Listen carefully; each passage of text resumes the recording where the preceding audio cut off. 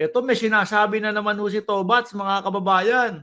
Oh, meron na naman pong ano, meron na naman daw pong dumadami. Desperado na yung mama. Ano, marami na namang adik. Yan sabi ni ano, ni Tobats. Marami pa ring pamilyang nasisira. Kaya itutuloy ko ang laban kontra ilegal na droga. Tayo ho, hindi naman ho tayo talaga ayaw no? Hindi naman po talaga natin ayaw yung laban kontra droga. Gusto natin maubos din po yung mga bumabatak. Gusto natin maubos din po yung mga nagtutulak. Pero hindi po sa pamamaraan, mga kababayan, ng bubuyuhin mo, suko na, bubuyuhin mo pamanlaban para ano, bawian ng buhay. Hindi ho yung ganong pamamaraan mga bossing. Gusto natin tayo kasi mga kababayan, pro-life tayo eh. Ang bansa ho natin pro-life mga bossing, no? Lalong-lalo na po napakalaki ng porsyento ng mamamayan natin katoliko.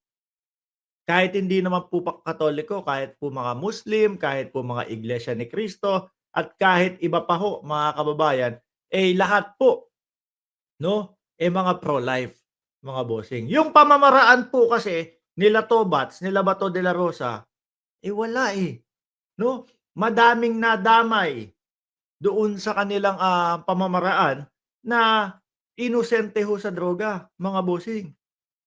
Sabi ni Joe Bada, paanong mauubos ang mga nag-a-addict sa droga? Mga protector ng mga Chinese at nanggagaling daw sa Davao.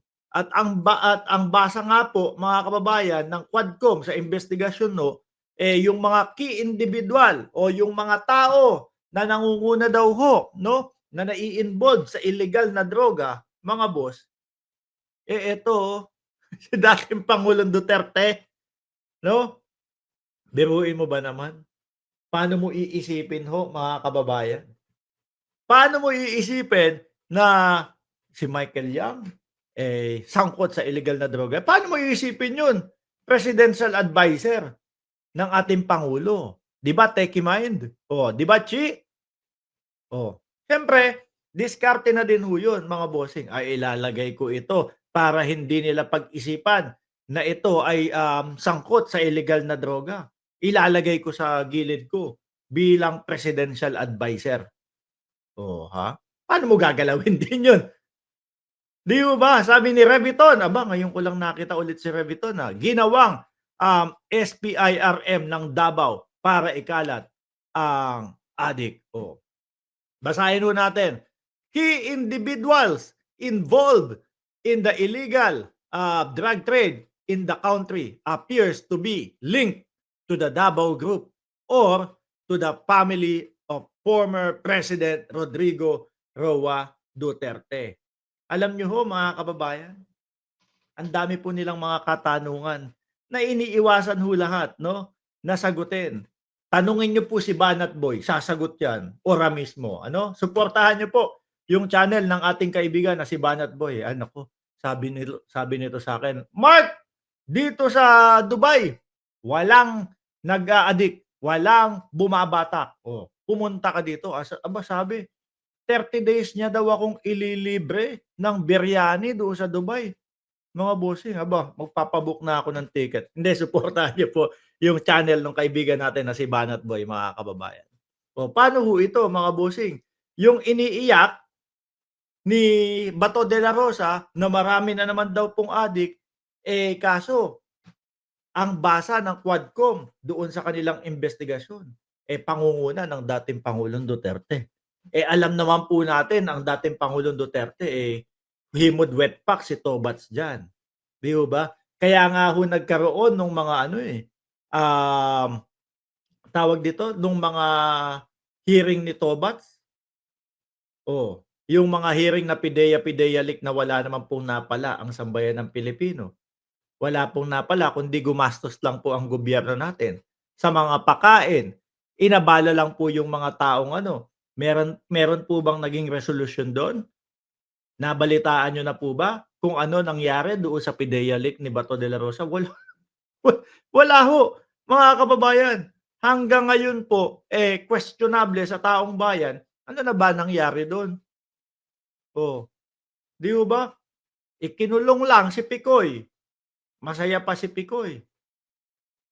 Kaya ho mga bossing, sir, yung mga ganitong estilo ho ni Bato de la Rosa, halatang gusto na lang ho niya na isalba yung kanyang ano, yung kanyang kandidatura. Dahil ako ho naniniwala mga boss, ako ho naniniwala 'pag hindi naisalba ni Bato de la Rosa ang kanyang kandidatura at hindi nailagay ang sarili niya sa posisyon na 12,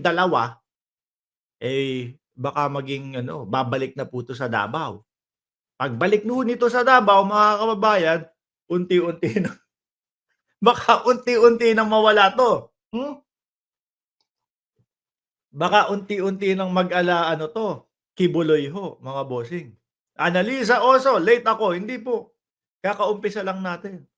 Oh, 'di ho ba? Ano masasabi niyo diyan? Maniniwala pa ba tayo? Ginagamit nila paulit-ulit yung sinasabi nilang madami pa ding adik, madami pa ding bumabatak.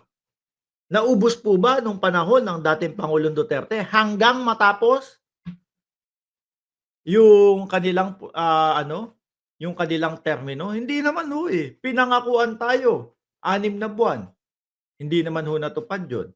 Humingi ng, 6 na buwan ulit, 1 taon dahil daw po napakalala pala ng problema ng Pilipinas sa droga. Naubos po ba ng 1 taon? Hindi ho. 6 na taon natapos yung kanilang, panunungkulan. Meron pa naman din ho, mga kababayan. Gusto nilang pagmukain ho na etong administrasyon ni Pangulong Bongbong Marcos, mga boss, eh, kumbaga pabaya. Kumbaga mas magaling po sila na lumaban kontra droga. Hindi ho, dahil kung titingnan niyo po yung mga balita, mga bossing, nahuhuli po yung mga malalaking sindikato, pero hindi naman po mga tegi, 'no?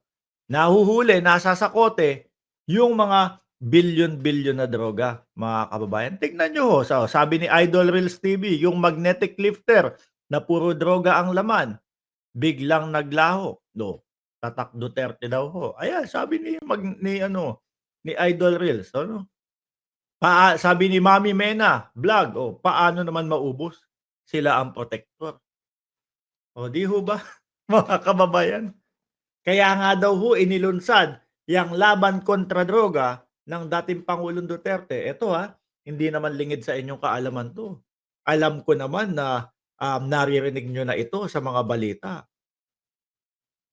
na kumbaga ang sinasabi nung iba, kaya naman, inilunsad yung laban kontra droga na yun kumbaga para yung kanilang negosyo ay walang hadlang, tuloy-tuloy, walang kalaban daw ho.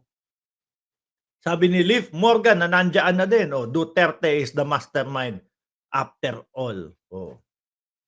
Biruin niyo 'yan. Yung mga magnetic lifter, hindi pa din sinasagot. Yung triad ni Pulong, ako ho yung kay Pulong mga kababayan, kung ako si Pulong, 'no, nandoon na ako harap-harapan, gusto kong ipahiya si Trillanes, alam niyo ho, habang nandoon si Trillanes, si dating Senador Trillanes at nandoon si Pulong Duterte, mga bossing, harap-harapan ho ano, "O sige ilabas mo yung likod mo kung walang tattoo na triad diyan." 'Di ba?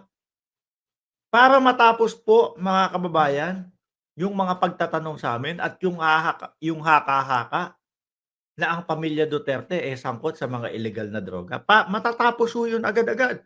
"O eto Trillanes, yung likod ko tingnan mo, 'di ba walang tattoo na sinasabi mo?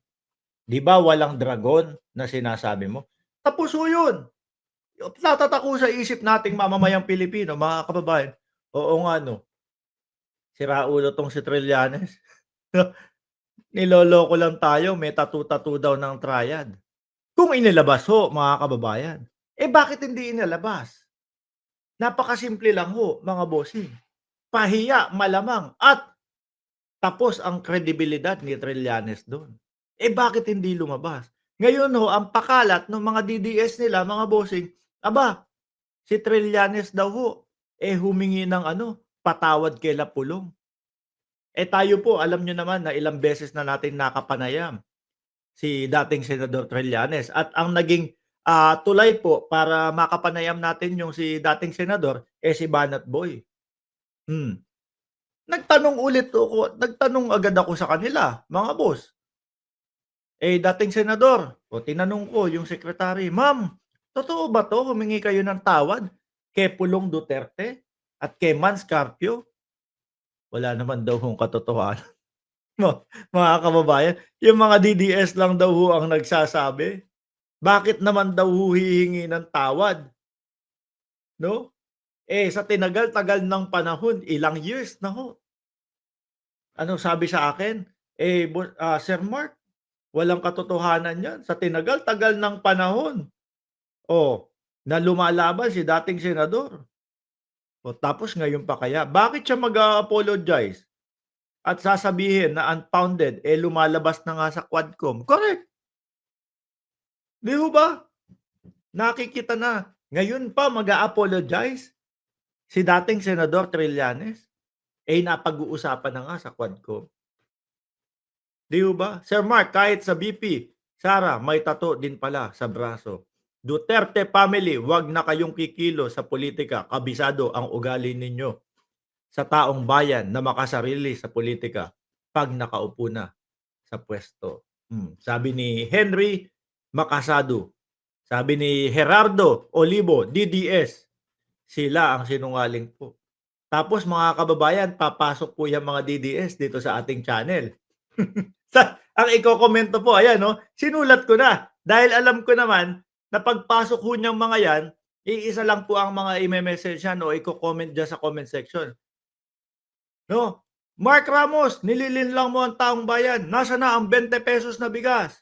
Mark Ramos, nasaan na yung flood control?"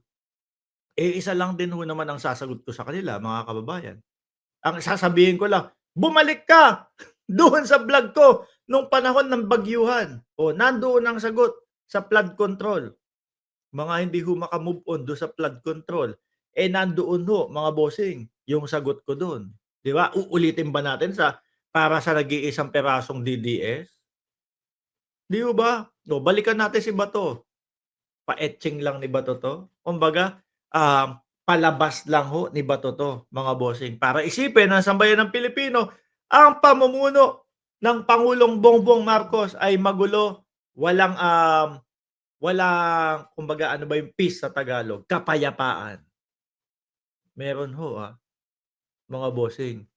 Sila sila lang ho kasi yung walang kapayapaan. Ultimo ho doon sa mga supporter nila nag-aaway-away. Anyway, ultimo ho doon sa kanilang paedsa-EDSA na laging isinisigaw ni dating Pangulong Duterte, wala hong pumupunta. Sabi ni Reviton, sasabihin ng mga DDS, bayaran, bangag, adik. Yan lang ho, mga kababayan. Tignan niyo, walang makapag-comment. Bakit ho walang makapag-comment? Kasi isinulat ko na diyan sa harapan nila, 'no? Eh, paano pa nila iko-comment? Eh, di parang paulit-ulit lang ho sila. Hmm. "Anggit!" Gugulat kayo. "Anggit, oh, shout out sa'yo. Ipaglaban mo si Trillanes." Eh, talaga naman, 'di ba? Biruin mo ano sabi ng dating Pangulong Duterte, "Si Trillanes ilang beses nag-ano 'yan, nag-backdoor 'yan. Oh, ibinenta niyan ang West Philippine Sea."